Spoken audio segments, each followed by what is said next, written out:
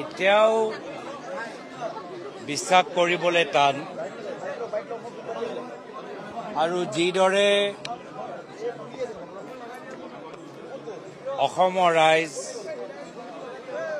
আৰু জুবিনদাৰ অনুৰাগীসকল ভাঙি পৰিছে, কান্দিছে, গান গাইছে, জয় জুবিনদাৰ শ্লোগান দিছে। আমি মাত্ৰ অসমবাসী ৰাইজক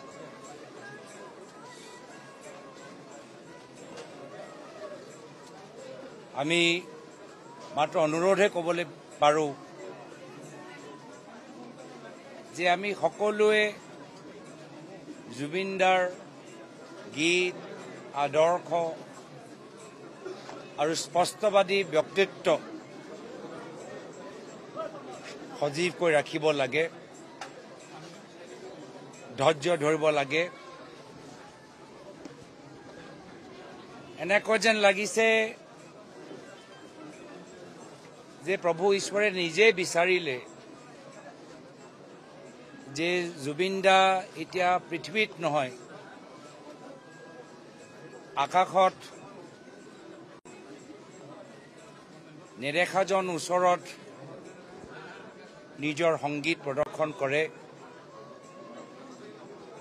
আৰু ঈশ্বৰৰ কৃপা আমি দুখ প্ৰকাশ কৰিছোঁ যে এনেকুৱা এজন মহান ব্যক্তি, পুৰুষ আমি এতিয়া আগন্তুক দিনত কেতিয়াবা বিহু মঞ্চত, কেতিয়াবা অসমীয়া চলচ্চিত্ৰৰ ভিতৰত, কেতিয়াবা এটা সাংস্কৃতিক মঞ্চত বা ব্যক্তিগত ক্ষেত্ৰত আমি দেখা নাপাম, আলোচনা কৰিবলৈ সুবিধাটো নাপাম, তেখেতৰ কথাবোৰ শুনিবলৈ নাপাম। এটা অপূৰণীয় ক্ষতি। আৰু এই মুহূৰ্তত মই সকলোকে অনুৰোধ কৰিছোঁ যে আহক আমি মিলি জুলি অসমৰ জনসাধাৰণে এনেকুৱা এটা ঐতিহাসিক বিদায় জুবিনদাক দিওঁ, যাৰ পিছত তেখেতৰ আত্মা অলপো সন্দেহ নকৰে যেন যে অসমৰ ৰাইজে তেখেতক কিমান মৰম কৰিছে, কিমান শ্ৰদ্ধাৰে সুঁৱৰিছে আৰু আজি কিমান দুখত আছে। এই মুহূৰ্তত আমি গৰিমা বৌৰ প্ৰতি সমবেদনা জ্ঞাপন কৰিছোঁ। বিভিন্ন কথা সামাজিক মাধ্যমত ওলাই আহিছে। মোৰ ব্যক্তিগত স্থিতি যে গৰিমা বৌ আৰু জুবিনদাৰ আটাইতকৈ ঘনিষ্ঠ বন্ধুসকল, তেওঁ ভালদৰে জানে জুবিনদাৰ ব্যক্তিত্ব আৰু যিদিনা এই পৃথিৱীৰ পৰা গুচি যায়, তেওঁ নিজৰ বিদায় কেনেকুৱা হোৱাটো বিচাৰে। আমাতকৈ ভাল, যোৰহাটবাসীতকৈ ফেন ক্লাবতকৈ বেছি সদস্যৰ বেছি ভালদৰে গৰিমা বৌ আৰু জুবিনদাৰ আটাইতকৈ ঘনিষ্ঠ বন্ধুসকল, পৰিয়ালৰ সদস্যসকল ভালদৰে জানে। আৰু সেইকাৰণে এই ক্ষেত্ৰত তেওঁলোকে পৰৱৰ্তী সময়ত যি সিদ্ধান্ত লয়, আমাৰ ফালৰ পৰা সম্পূৰ্ণ সমৰ্থন থাকিব। এই সময়ত আমি পৰিয়ালৰ ওপৰত কোনো ধৰণৰ আমি দাবী জনাবলৈ বিচৰা নাই।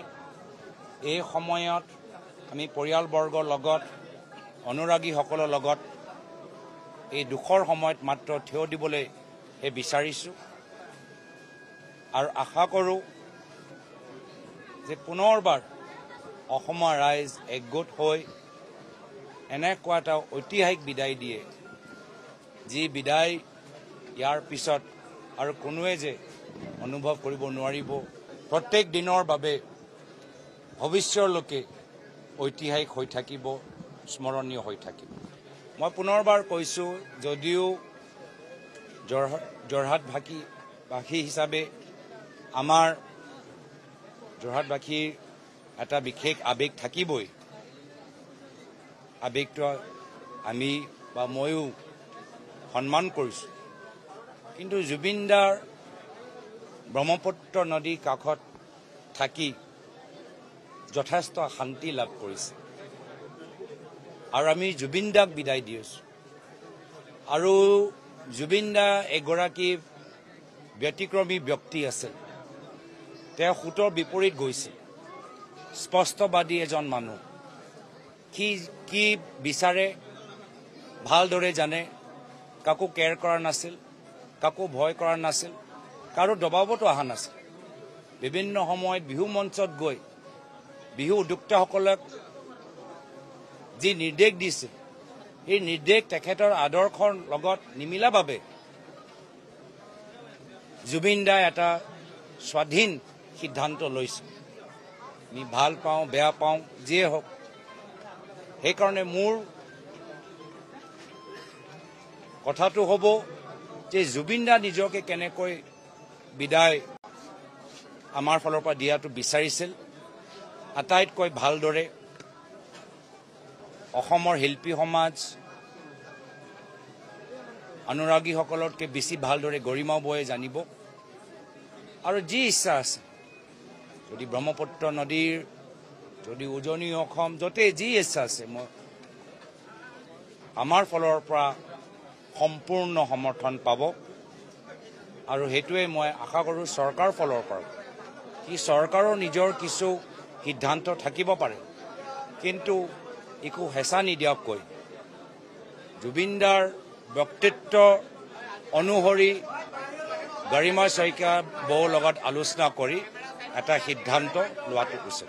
আমি যিমান গম পাইছোঁ যে ছিংগাপুৰত এটা পষ্টমৰ্টম ৰিপৰ্ট তাত বনাব।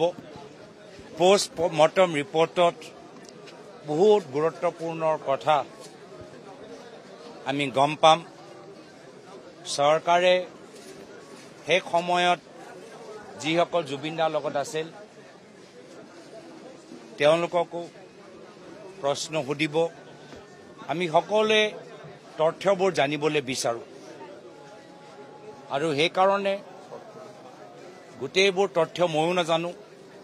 তথ্য ওলোৱাৰ পিছত আমি এটা সিদ্ধান্ত ল'ব পাৰিম। মই পুনৰবাৰ কৈছোঁ যে আহক, এই জুবিন দাক স্মৰণ কৰা সময়, জুবিন দাৰ আদৰ্শ স্মৰণ কৰা সময়, জুবিন দাৰ ব্যক্তিত্ব স্মৰণ কৰা সময়। এই সময় ঘৃণাৰ নহয়, এই সময় সন্দেহৰ নহয়। তথ্যবোৰ আহিব, তথ্যবোৰ হ'বলৈ দিয়ক।